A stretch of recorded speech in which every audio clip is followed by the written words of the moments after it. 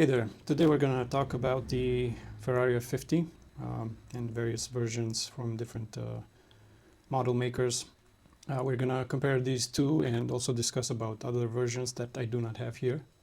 So let's get started. So this kit was launched in 1995. Of course, it's the Tamiya Ferrari F50 full view. This kit was launched in 1995. There were three main versions released. The red one, the yellow one, and this one, transparent full view kit. There are a couple of relaunches, reboxings, I think around 2007, but only for the red one and the yellow one. This kit was actually launched in 2000. So this kit goes for anything above 40 euros, sometimes even up to 100 euros here in Europe. You don't see a lot of it, meaning there's kind of low quantities available for all the lineup, not just this transparent one.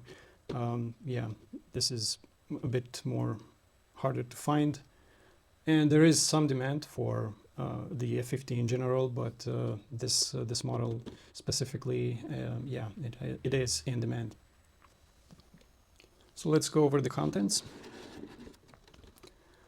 So the differences between the various versions of this kit are in the plastic molding. This kit is in transparent plastic. The red one is of course red and the yellow one is yellow. The instruction manual is pretty good. It's quite detailed. You have all the steps here. Looks to be not simple, but somewhat easy to build. With these kits, you can choose to build the hardtop or the roadster version. You can see here you have the barchetta part of the roof, or the engine cover, I should say. And yeah, you can choose either the roadster or the hardtop version.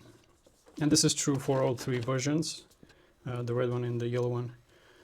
As far as I can see, the kits are mostly the same. There's no big difference. They all have 96 parts, one or actually two decals. But other than that, the kits are basically the same. So you have the glass part molded in a transparent plastic that is slightly tinted or smoked.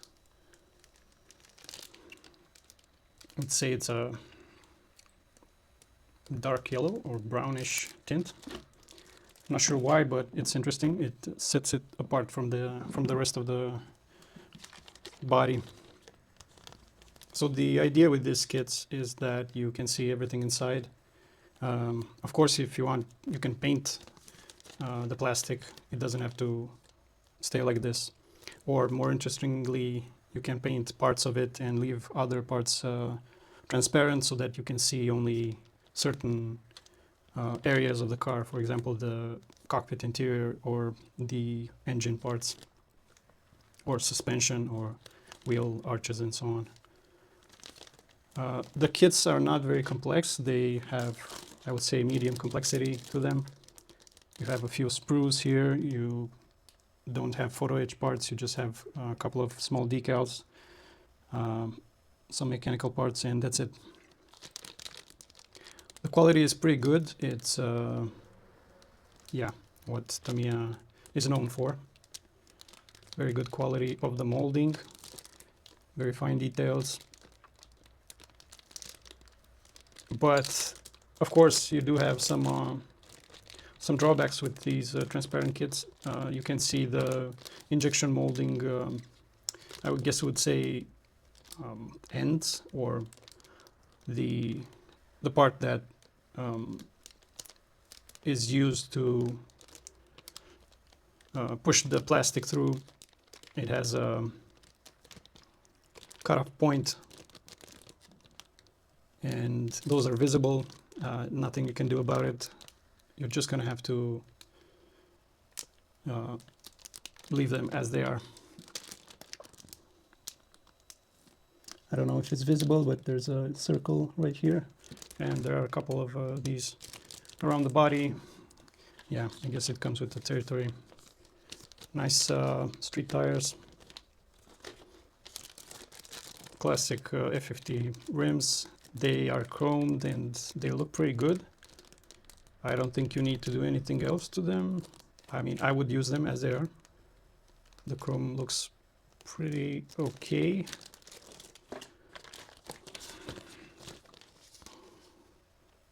And the last sprue with underbody, dashboard, interior, some suspension parts, and ventilated discs, some engine parts, and that's it.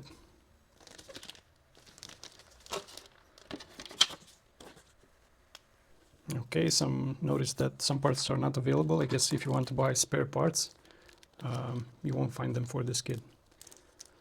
Decal is a bit yellowish. It's an old kit. Yeah, this happens sometime. This is mostly the carbon fiber that goes on the wheel arches and some interior. I think these are door panels. So this is the Hasegawa / Revell version of Ferrari F50. This kit was initially launched by Revell in '95. Hasegawa started making these, I think, around the same time, with having two versions, the Barchetta, meaning the Roadster, and the Coupe, the hardtop. Revell also has multiple, well, yeah, a couple of versions, same thing. It's basically the same kit, but they re-released them over the years multiple times. I think the latest re-release is in 2015. They're mostly reboxings, but in some cases they redone the decal. So this kit sells for 20 to 40 euros. There is availability for it here in Europe. There is some demand, but not as much as the Tamiya, and I'll go over why that is later on. So going over the contents, the same thing applies here as with the Tamiya. It's a medium complexity kit. You do have a number of parts, but they're not a lot. You can see that the engine is just 2 or 3 parts. You do not have the option to build the coupe or the hardtop with this kit, but the instruction manual looks pretty easy to follow. It's not a very complex process, and you're done, basically. Yeah, a bit simpler than the Tamiya kit, I would say. And you can see by the parts themselves, there are not a lot of parts. The quality is pretty good. It's not Tamiya quality, but it's close, I would say.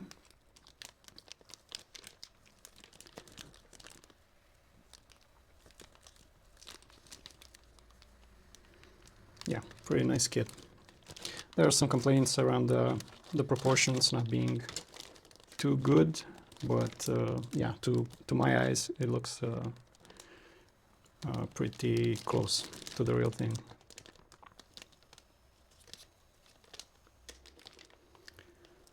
Here we have the discs, the underbody, some interior parts, the whole interior basically.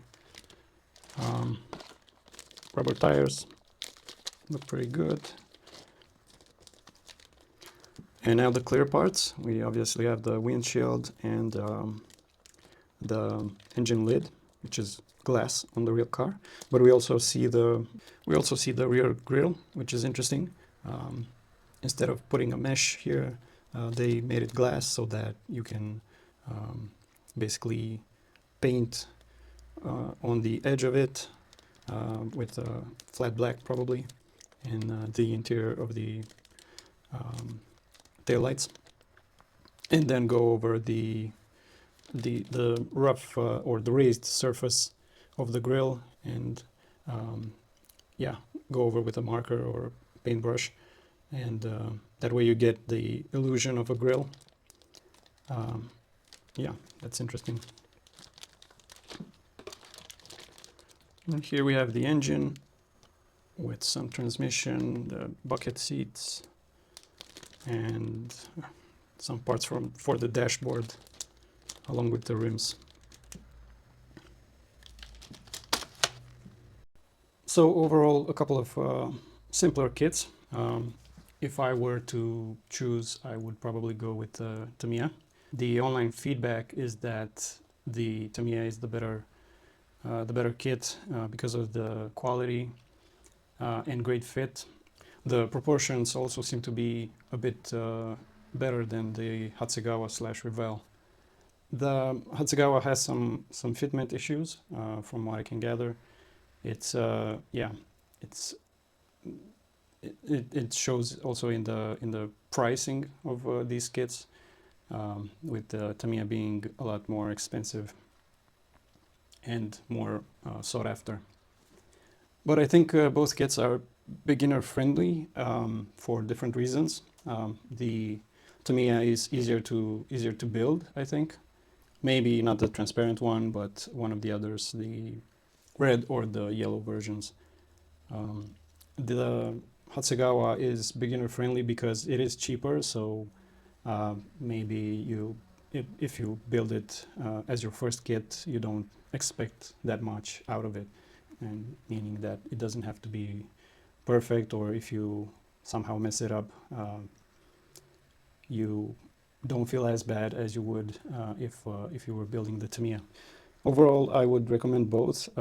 If you cannot find the Tamiya, you can always pick up the Revell or Hasegawa versions, but yeah, I would go for the Tamiya if it were up to me.